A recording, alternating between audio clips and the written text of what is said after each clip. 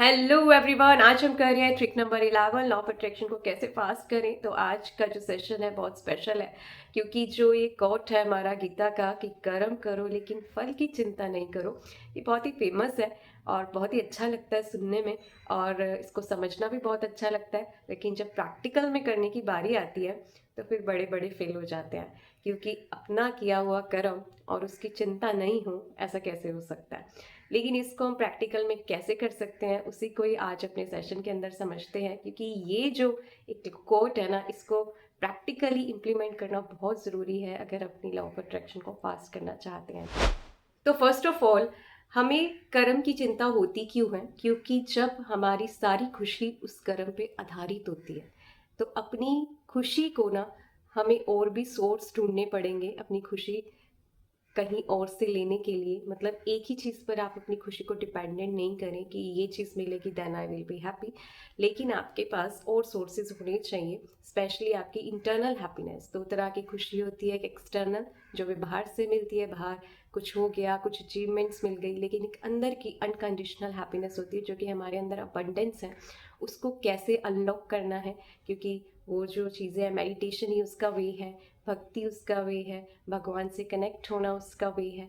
तो उन चीज़ों को, अच्छी बुक्स पढ़ना उसका वे, मोटिवेशनल बुक्स पढ़ना वो वे है। तो ऐसे ही वो वेज आपको निकालने हैं जो आपको वो अंदर की खुशी दें और आपके जो सोर्स ऑफ हैप्पीनेस है वो और बहुत सारे हों, तो आपको उस चीज़ पे जो डिपेंडेंसी है वो कम होगी। फिर आप उस कर्म को अनकंडीशनल करेंगे कि उसका रिजल्ट मिला ठीक है, नहीं मिला तब भी ठीक है, क्योंकि आपके पास और खजाने हैं ना।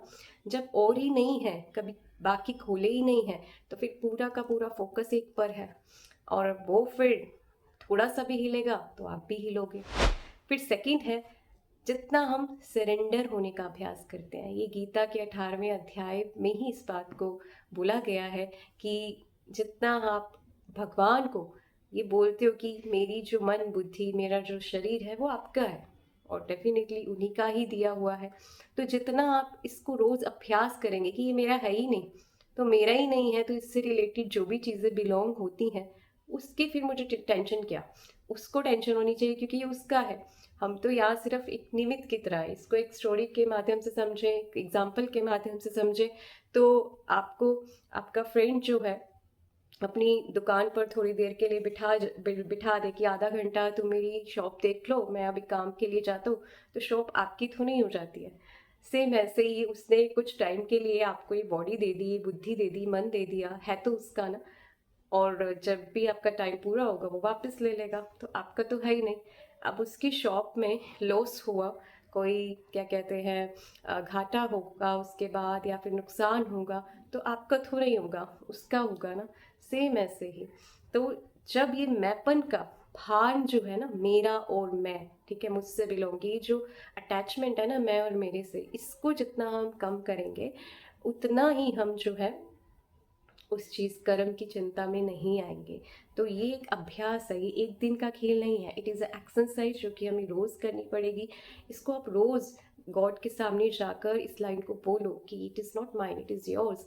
आपको इसकी टेंशन लेनी है, मेरे को नहीं पता, ठीक है, मेरे लिए तो अमानत है, मैं तो इन्जॉय करने आया, इन्जॉय करके चला जाऊँगा, कुछ नुकसान होगा तो तुम्हारा होगा, मेरा नहीं होने वाला।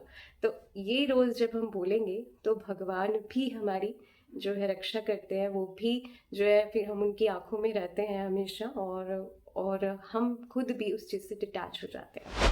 इसके अलावा ऐसी ऐसी बातें पढ़ना जिससे हमारी बुद्धि का जो ताला है ना वो खुला रहे, कि संसार में जो चीज़ें हैं वो परमानेंट क्या है और टेम्परेरी क्या है।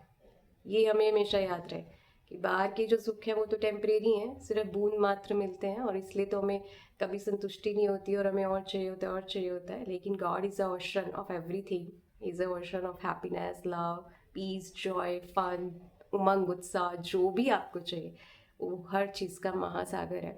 तो वो सागर चाहिए या बूंदों के पीछे हमें अपनी पूरी पूरी ज़िंदगी बितानी है, बूंदों के पीछे रोते रहना है, वो हमारी चॉइस है, ठीक है। तो बूंदों के लिए चिंता क्रिएट करनी है तो हमारी चॉइस है। तो जब हम ऐसी बातें, जो इन ऐसी बातें पढ़ते हैं, सुनते हैं, इसके चिंतन में लगे रहते हैं, उनका संग करेंगे जितना, और खुद इन बातों का चिंतन करेंगे, तो ऑटोमेटिकली जो है हम रियलिटी क्या है और इल्यूजन क्या है उसको हमेशा अपने माइंड में क्लियर समझ पाएंगे और फिर कभी भी हम चिंता कर ही नहीं सकते। तो ये जो 3 स्टेप्स है ये आपको बहुत हेल्प कर सकते हैं, आपके लॉ ऑफ अट्रैक्शन को और भी ज़्यादा फास्ट कर सकते हैं और आपको अनकंडीशनल हैप्पी रहना ज़रूर सिखा देंगे। So thank you so much for watching. Stay blessed, stay happy.